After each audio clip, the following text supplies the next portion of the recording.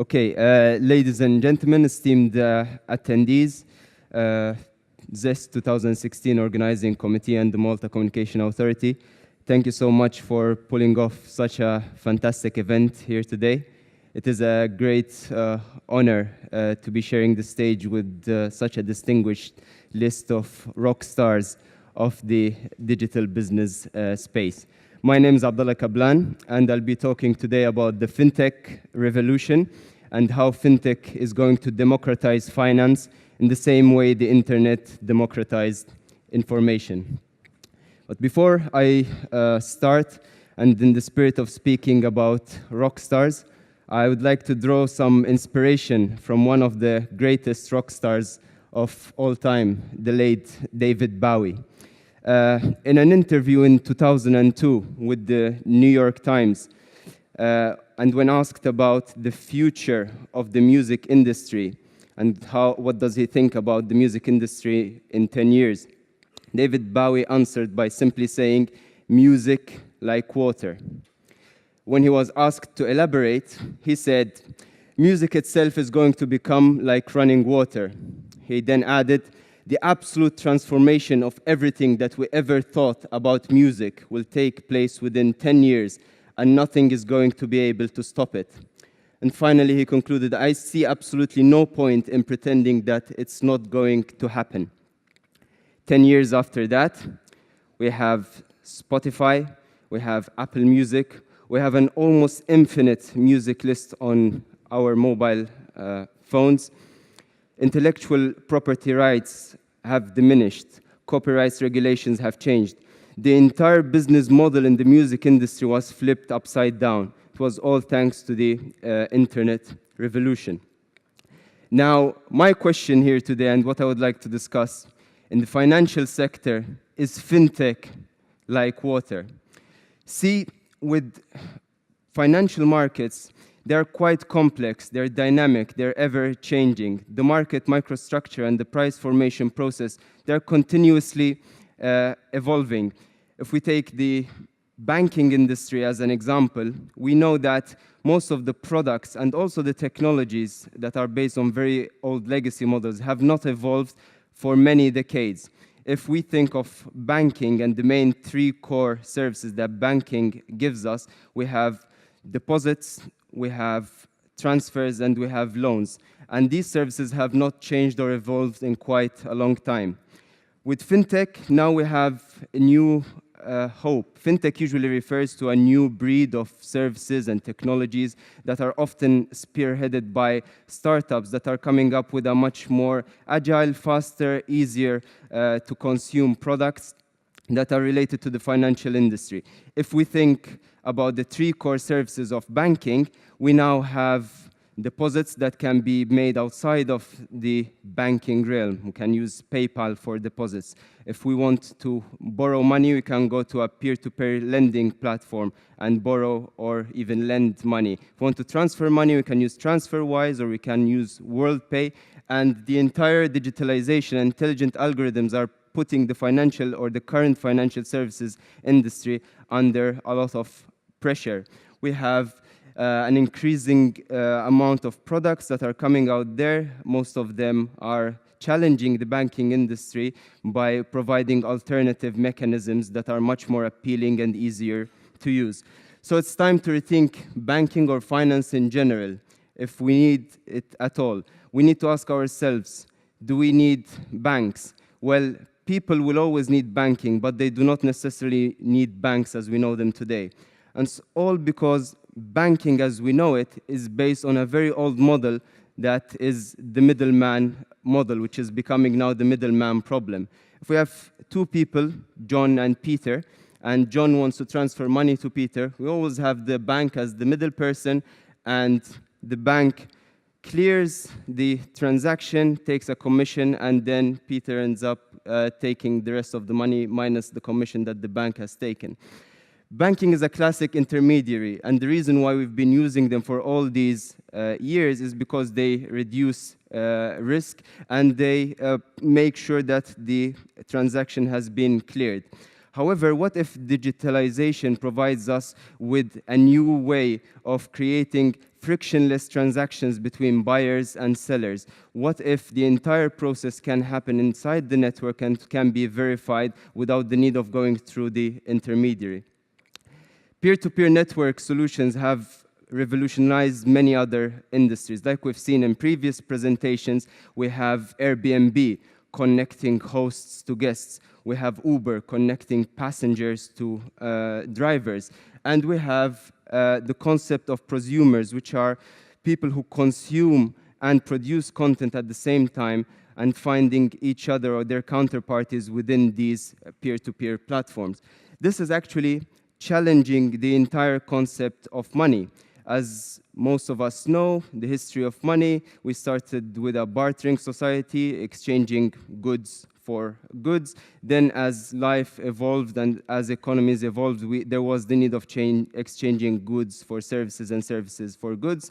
Then money or assets were invented. We started with gold and silver and coins. Then money was created. Then the gold standard was abolished, and we started using a very fine scale of supply and demand and inflation, deflation, control how much we're printing money to make sure that the economy is stabilized.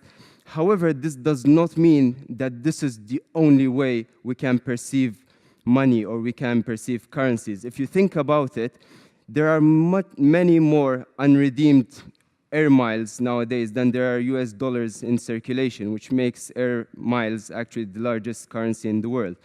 Starbucks, at the moment, 30% of their revenue comes from Starbucks stars, which is Starbucks' own currency that is generated from how much you're actually using Starbucks' service.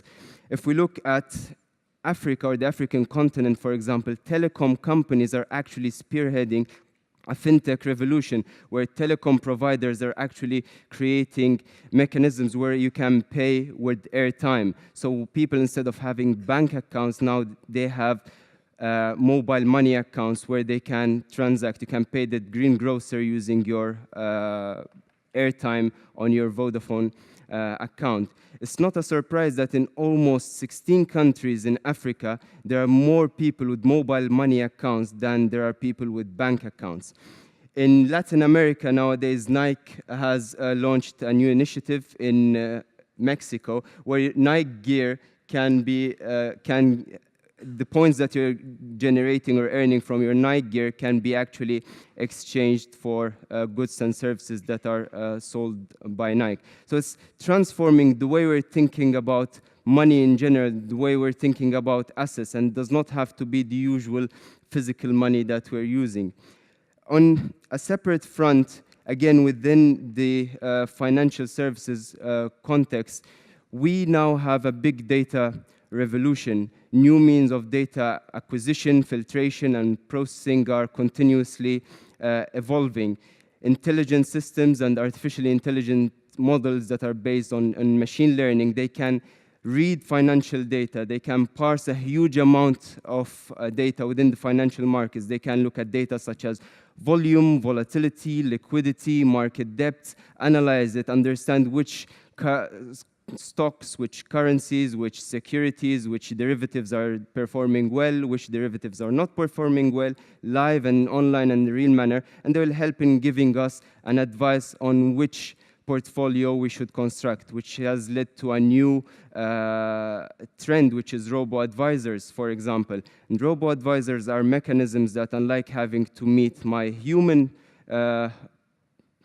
financial advisor, who will ask me many questions, trying to understand my risk preferences. All you have to do with a robo-advisor is to, again, answer a few questions, but then it will plug into your bank account via API. It will understand your spending patterns. It will understand whether you are someone who is spending more money in traveling, or someone who's spending more money at the pharmacy, or someone who spends most of their money at the pub, and it will construct a portfolio that is relevant to your risk aversion and your risk preferences, and also depending on your patterns. Those portfolios, because they are plugged in online to the markets, they're dynamically changing, and they can be optimized live and in real time, unlike a humanly constructed portfolio, which changes usually once every quarter or once every half year or 2 years.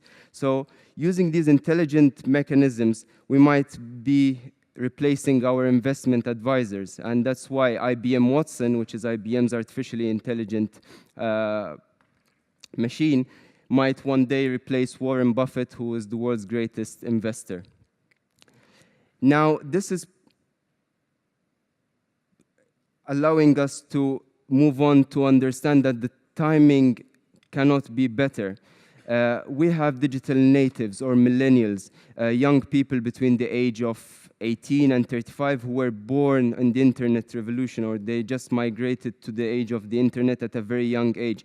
People who are expecting that their product will be fast, they will be efficient, they will be agile, and they will provide them with the same user experience that current technological systems are providing them with, which is why a recent survey by the Millennial Institute has highlighted that more than 73% of millennials are much more excited about a financial product being released by Google or Apple than they are excited about the same product being announced by their own bank. In a way, this makes a lot of sense. I mean, the banking industry, and I'm sorry if there's anyone from the banking industry here, has been taking people for a ride for many decades. Why would the human or the person's wealth that is deposited at the bank and the bank actually investing that money yield me nothing at the end of the day? Why is the bank only giving me very low interest rates or sometimes negative interest rate? Or if I have a saving account that is stuck there for around 2 to 5 years, I only get 2%, whilst I could invest that amount of capital somewhere else.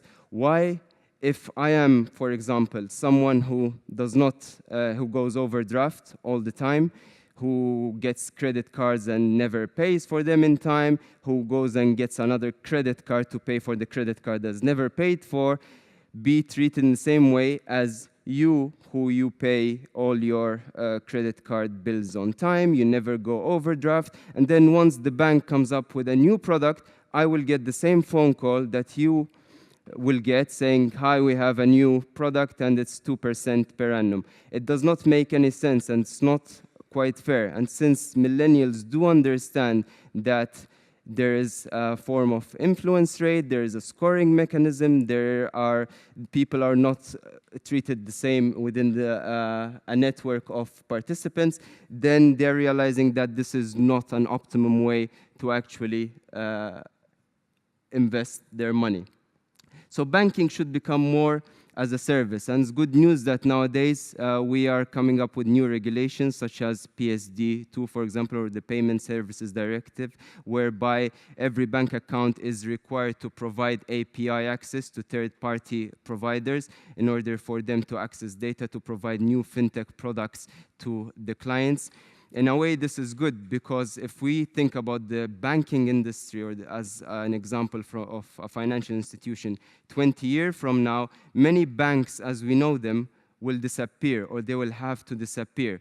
The few ones that will not disappear, the forward-thinking banks, will have to reinvent their entire model. They have to start thinking about themselves becoming more of app stores or financial iTunes, whereby we have many apps within their ecosystem that can access the data. Because at the end of the day, no matter how bad banks are at the moment, they still have the two most important assets. They have the clients and they have the data. But they have to remodel their entire business models in order to accommodate these new products that are coming. So what is coming now? Many things are coming. I mean, we're noticing a rise in capital exchanges. When we think of capital, we usually think of economic capital. How much money do I have in my bank account? Or how much money do you have in your bank account? However, because of the rise of social media, we now understand that there is social capital, there's cultural capital. I mean, Mother Teresa or Nelson Mandela or Muhammad Ali, they were not necessarily very wealthy people, but they had a lot of social capital. How can we reward such capital? It's becoming an increasing asset in our life. Someone who has been working for the good of people, someone who has reached published a lot of research work in order to better people's life, someone who has contributed to humanity, whether in knowledge or whether in value. That is all capital that has to be measured and has to be added to someone's own capital. And if we think that this is maybe too philosophical or just a rhetoric, it's not, even for those of you coming from a capitalistic point of view. If we start thinking about social and cultural capital as an asset that we can invest in, we can even think of a homeless person in the street being equivalent to a penny stock. And why don't we help that person, try to improve their life, try to give them better housing, better schooling, and like that our own value increases, but also after having invested in the penny stock of the homeless person, their own share value will increase, and that will also be profit for us. So we have to start thinking about it in those manners. Speaking of millennials, I mean, I am quite surprised how my little sisters nowadays are thinking of how many likes they get to a Facebook post, and they get quite a buzz from how many likes and how many shares of something that they've shared on social media. That has to all be converted to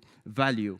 In addition to what is coming from now, we have blockchain technology, which was mentioned earlier here today, which is going to completely transform not only the way we think about money and transactions, but about information exchange in general. We don't have a centralized database anymore that keeps our data, but we have a ledger whereby the entire network keeps track of what is going on in the network, whether that is information, whether that is money, and whether that is transactions that are taking place, and it will all be verified by the network. And the consequences of that are quite immense. I mean, speaking of AI this morning and how AI might be a threat, I mean, blockchain technology might even be one of the many mechanisms that we can use to make sure that AI does not become a threat. If every single operation an AI system makes in the network is rated and scored via blockchain, then we can start rating these systems in such a manner that if it does a behavior that is not good for the entire network, then similar to the way we stop speaking to someone who is doing some antisocial behavior in this room and we try to kick them out, the entire chain will actually kick out a system that is not collaborating to the overall good of the network, which again will bring a lot of social impact. Speaking of blockchain again, and it's usually quite tagged to Bitcoin. I mean, Bitcoin as we know it, it might not be the most optimal system because of all the negative connotations that have been tagged to it.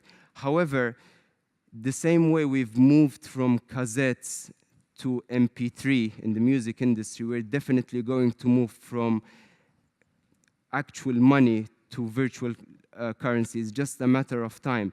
It's just a matter of time that the same way the internet has allowed us to share information, has decentralized information from the control of the few to the control of the many, the same thing will happen. And with FinTech solutions, including blockchain and all the other technologies that come up with it, we know that FinTech will revolutionize and will also democratize the financial world the same way the internet democratized information. So is FinTech like water? I truly believe that FinTech is like water and it is the future. And with that, I conclude by wishing you all a fantastic conference. Thank you very much for listening. Enjoy the rest of ZEST.